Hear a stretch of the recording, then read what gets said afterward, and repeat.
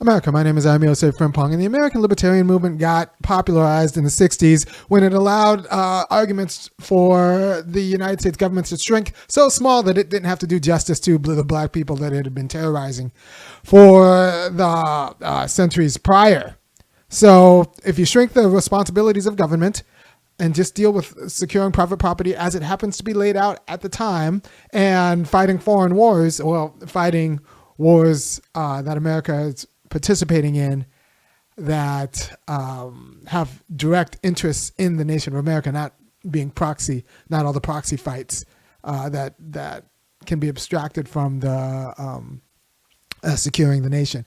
So if the government was just like the night watchman state, secured public private property and like fought other people who would invade America, then it would make sense. And it'd be a government so small that it wouldn't actually have to listen to the justice claims or the civil rights claims or the claims of black people.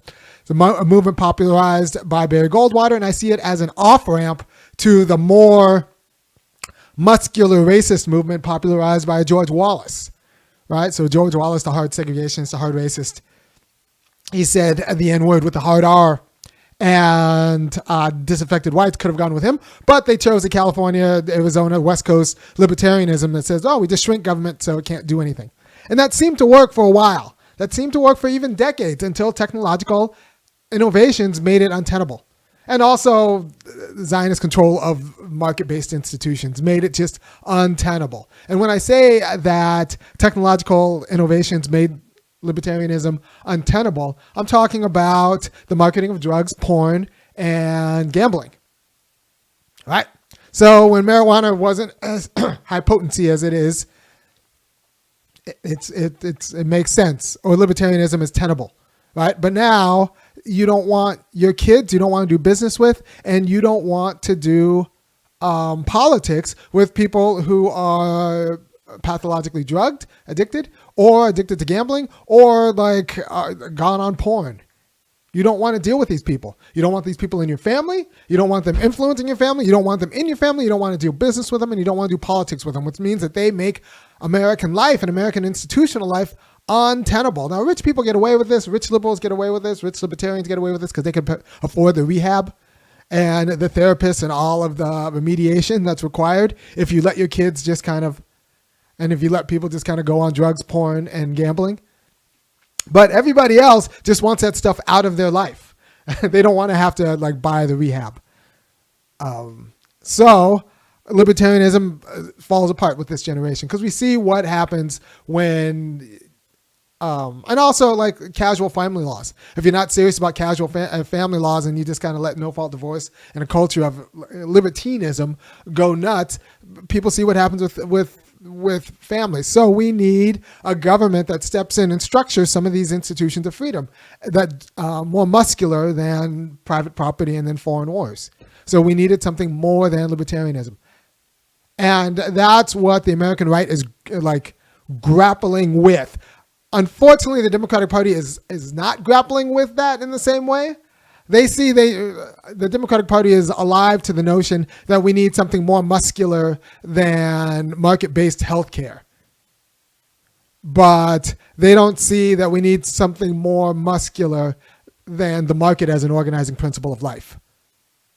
Right? The right sees that we need something more muscular than the market as an organizing principle of life, only insofar as they see drugs, gambling, and porn as real problems. And like casualization of no-fault divorce, where you just kind of divorce a spouse because you feel like it and then get another spouse when you feel like it and then throw that away. Like what that does to families and children is patently irresponsible. And the market's not going to fix it. It also doesn't help that the Zionists have taken control of the American marketing apparatus. And so you have Larry Ellison owning Paramount and giving CBS News to Bari Weiss because of her Zionism. Right? Look, if you want less anti-Semitism and like less conspiracy, you have to stop doing conspiracy theory things. You have to stop buying media networks and giving them to avowed partisans for the purpose of spreading propaganda. Right? So like, look, you can go ahead and try to get rid of me for being anti-Semitic, but if we want to localize this problem and keep the problem just a problem of Zionists and not global Jewry, then like global Jews have to do better about like holding Zionists into account. Or you're going to understand that the real American First ideology is going to be taken over by the Nick Fuentes. I think Nick Fuentes is the future of the movement that Donald Trump started, but isn't going to be able to control. Trump is going to go out like, maybe not Trotsky or Lenin, but he's going to go out like a kind of guy who started a movement in jest that Fuentes is going to finish in seriousness.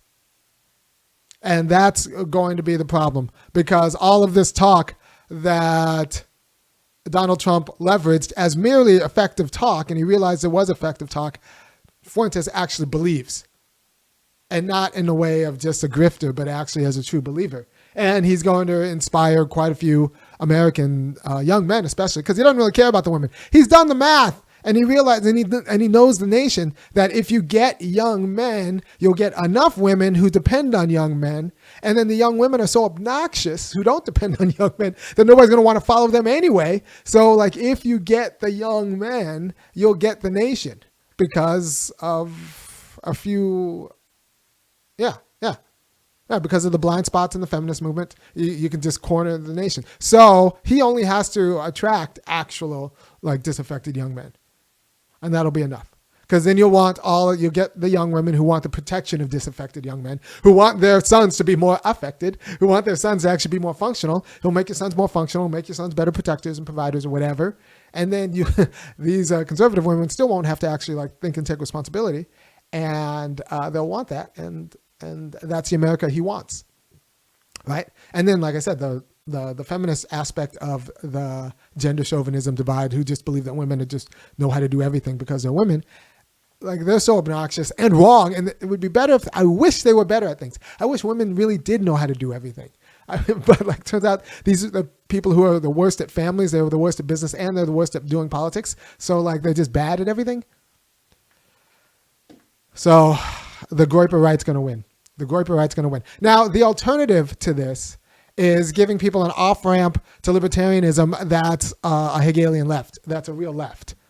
A muscular left. It's a left that secures people good jobs. A left that secures people good families. That says that, like, actually, you need to marry and stay married to the people who raise your kids in a unified household in order for those kids to be free and not be a party of structural abuse. Right. So this split households that libertines and liberals and libertarians are fine with, that's trash for child development, because it functionally imposes a quality of schizophrenia upon the children because of the irreconcilable differences that the parents inhabit now need to be reconciled by the children's mind or the children's therapist.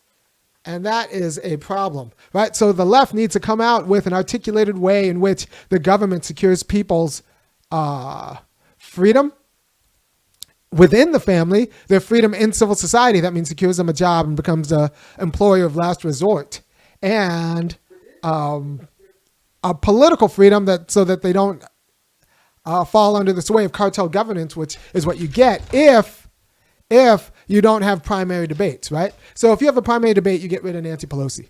Shahid Buttar gets rid of Nancy Pelosi. Shoikat Chakraborty gets rid of Nancy Pelosi. The right way, through contesting ideas. But that only happens with a primary debate. That's the way Zohan Mamdani got rid of Andrew Cuomo. Without that debate, it doesn't really matter how many door knockers and all of that he has. He needed the debate. He needed to, that was a structural intervention that we need to fight for as a democratic left, right? We don't need to necessarily seize their wealth and all of that stuff. We need the structure of the democracy to be appropriate. So we need to actually consider political parties to be public utilities because they have privileged access to the ballot, and then demand that these parties hold internal debates. And if they hold internal debates, then I think a lot of our problems with democracy go away. And I think a lot of elite capture and elite control goes away. Just by making people talk and defend their ideas to the people. Right? In the absence of that, There are going to be all these shadow movements, and one of them is going to be the Groypers. And the fact that the right is more open to debate than the left allows the right to actually be more expressive of its people, which means that this popular racist right is going to win. It's going to win. It's going to take over the GOP party. And since it's going to be the only party that wants to actually keep families together, it's going to win. It's going to win. So I'm saying that we need a left. We need left people to take families seriously. We need left people to be able to talk about the nuclear family as a sphere of freedom that's abstracted from even the tyranny of grandma and grandpa, right? Parents and children should be able to figure out how to own their household and run their household as they see fit without having to worry about extended cousins, without having to worry about the tyranny of depend on the grandma and grandpa in untoward ways. Instead, they should be able to do what they do by right. They should be able to earn by their own activity, not their pleasing of other people, but by their own activity, the means by which to raise their family in a way that they see fit, right? So the left can be more pro-family than the right, because you can say that the right wants to put you under the tyranny of grandma and grandpa. So then you go to Thanksgiving hoping and praying that you stay in the will. And then you have to let them like influence your kids in ways that you don't want to let them influence your kids. We need to fight for the nuclear family as an emancipation of both from the market and an emancipation from grandma and grandpa, which means that your boss doesn't determine how much time you spend with your kids. You determine how much time you spend with your kids. And your grandparents and your in-laws don't determine the quality of culture that goes into your kids. You determine the quality of culture that goes into your kids. But in order to do that, we need to guarantee people good, secure, unionized jobs so that they can have the families that they desire. So the left can actually talk about how the government secures people the conditions for real family functioning. The left can actually talk about how we need to actually stigmatize no-fault divorce and prepare people for the work and the job of family. And the job of family, if you don't know, is to insulate the people involved from the more pernicious aspects of markets, which is why the libertarianism doesn't work right now, right? So the libertarianism doesn't have the prophylactic capacity to save your kids or your friends or your family or your loved ones from drugs, porn, or gambling, right? It doesn't allow you.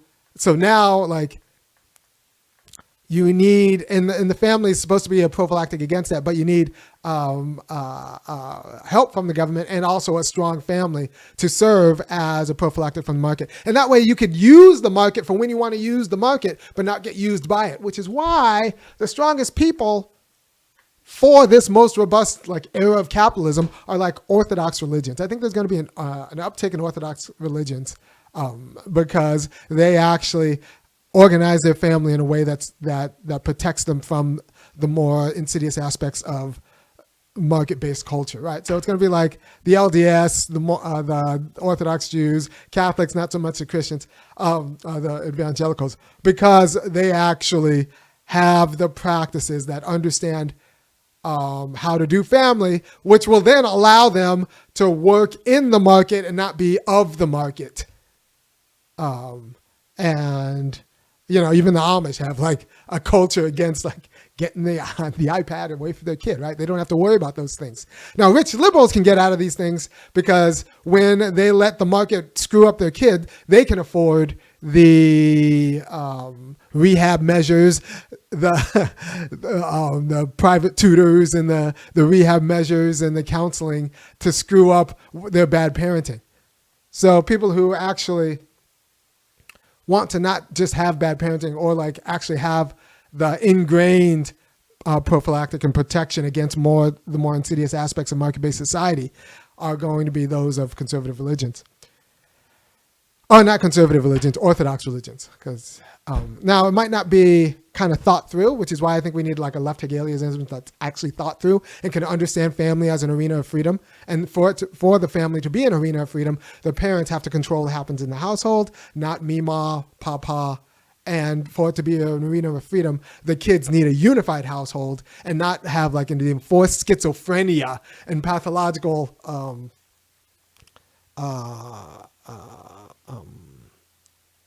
the enforced schizophrenia of having this divorced household and the bad metaphysics of 50-50 custody.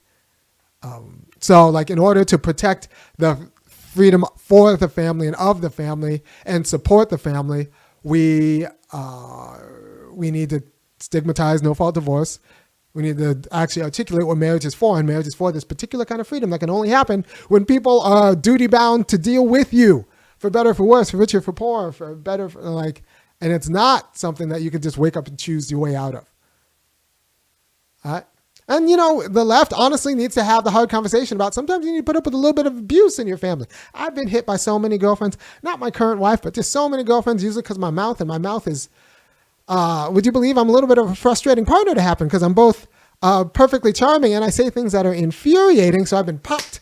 I've been given backhands. I've been smacked around, and you know what? I just take it because I'm a flawed guy too.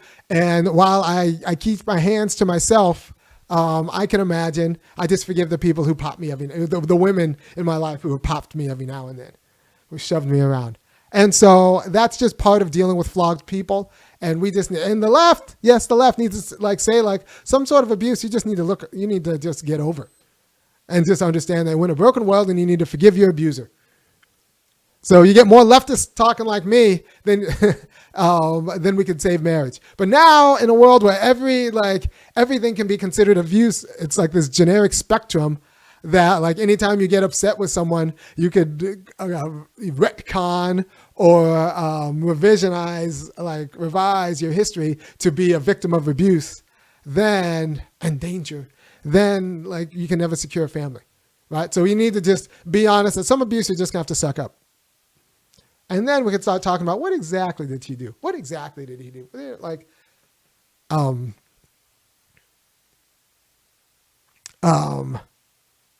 So, by the way, if you appreciate what I'm saying, which I think you should, because nobody's going to talk to you like this, and I'm going to be your protection against the groypers. Nobody else is going to give you both the playbook and the way around the Nick Fuentes right. Everyone else is going to think they're going to just call him names and then think that that's going to do it. No, he's the one talking about the influence of Zionists in market culture in America, except he calls it organized Jewry, which I think is not the problem, because we need to create a space for non-Zionist Jews who are America first and who happen to be Jewish. But we need to be honest about those non-Zionist or anti-Zionist Jews need to be louder and more aggressive with their Zionist partners. As long as the anti-Zionist Jews are being friendly with the Zionist Jews, they're a problem. In the same way that as long as white women allies are friendly with white women non-allies, for the sake of the sisterhood or for the sake of the tribe, then it's bad. It's bad for black people. It's bad for justice, right? All right. So Robert Reed says, I say this to point out that there are people, especially libertarians, who automatically assume that private sector is inherently better than the public because government is just so bad at governing.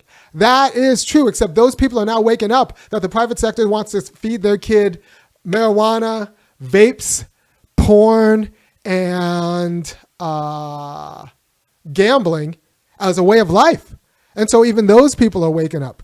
The libertarian teenager to young 20s to groyper fascist 30s and 40-year-olds, that pipeline is real. And that pipeline's not going to go away until the left comes with alternatives to market-based ideology that still preserves freedom. That still preserves freedom, the particular kinds of freedom in the particular kinds of spheres. You don't have to get rid of capitalism. You just get rid of the parasitic aspects of capitalism that are parasitic upon family life.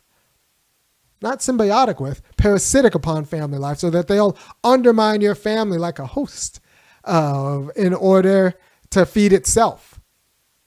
And you have to watch capitalism like a disease. And let me tell you about capitalism that's like a disease. And this is why you should fund me for no other reason. Nobody's going to put this together for you. The interesting thing about diseases is they don't want to kill the host. The interesting thing about diseases is they don't want to kill the host. They just want to weaken the host, and so that the host works for them as opposed to the host working for itself. And diseases fail when they kill the host, which is why a lot of the U.S. diseases that kill us didn't start from U.S. diseases. They started in animals, where they weakened the animals but didn't kill the animals, and then they hop to the U.S. They hop to people and they kill people because our physiology is different, right? So a successful disease doesn't want to kill its host, and that's why like a successful market doesn't want to kill families. They want to weaken and degrade families in order for the sake of the market.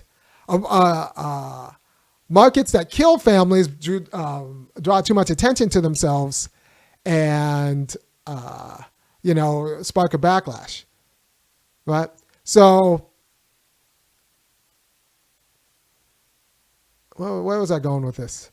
I was like, if you want the autonomy of America, you need to fight against market ideology, not just become a host for your weakened institutions of freedom that are non-market institutions of freedom, right? So the market wants to degrade your family. The market wants to degrade your politics. And you need to actually have a market that mutually reinforces the freedom found in politics, that mutually reinforces the freedom that's found in families, right? Thinking Man 2 says, the black family in general is so exhausted, we don't even get along at funerals anymore. The black family in general is hollowed out. I'm not supposed to say these kinds of things, but the black family in general has it's beaten. It got beaten by both Jim Crow and then after that, market liberalism. We did not have the cultural constitution to deal with market liberalism. And the reason we didn't have the cultural constitution to deal with market liberalism is because of the terrorism that was Jim Crow black family life. Don't let people romanticize the Jim Crow black family. The Jim Crow black family was under the thumb. The Jim Crow black family was doing what it could under a thumb. And anytime it actually fought for itself autonomously, it was a subject of terrorism. Parents couldn't decide what happened to their kids. It's not just that they were drafted into wars disproportionately, but also at any point in time, they could go across and get on the other side of the wrong white guy and get run out of town.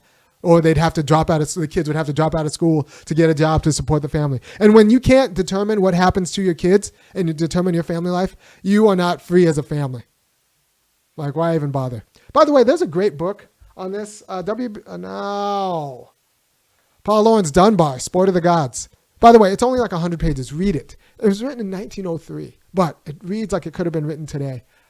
Sport of the Gods by Paul Laurence Dunbar. It's a great little novel about the black family in Jim Crow and the promise of the North, but ultimate degradation.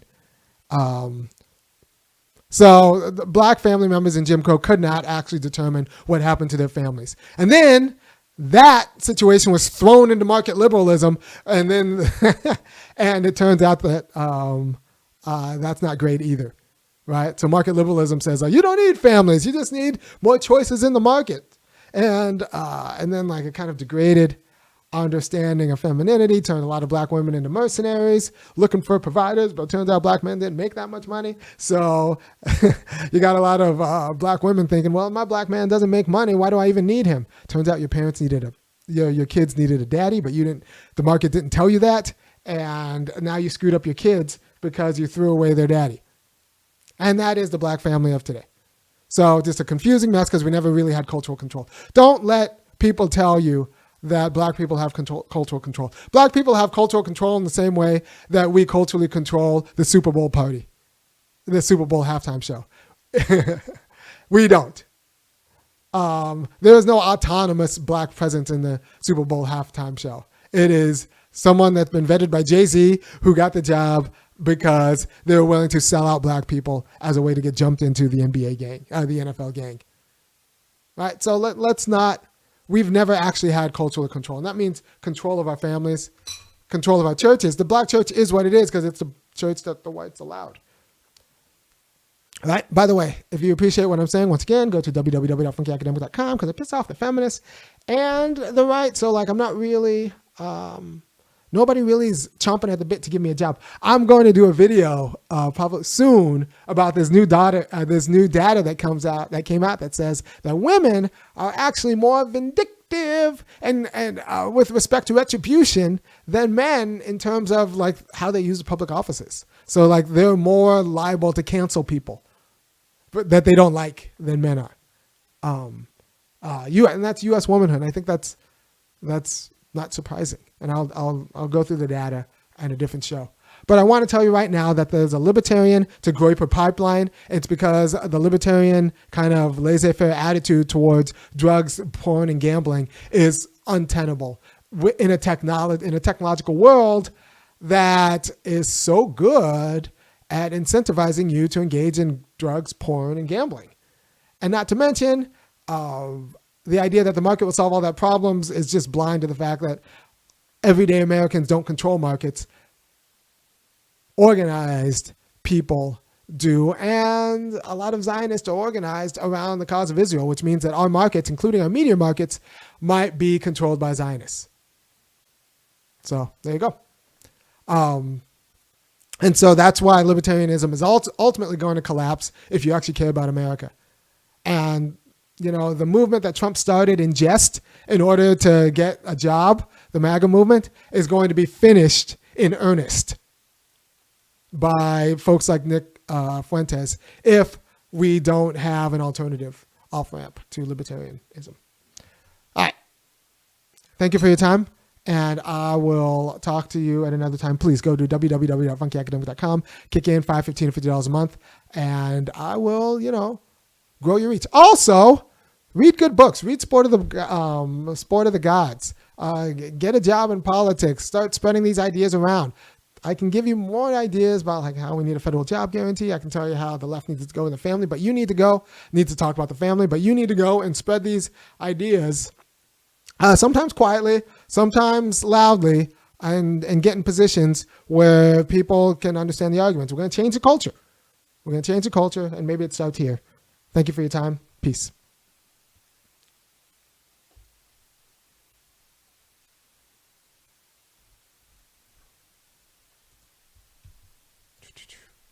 I am looking for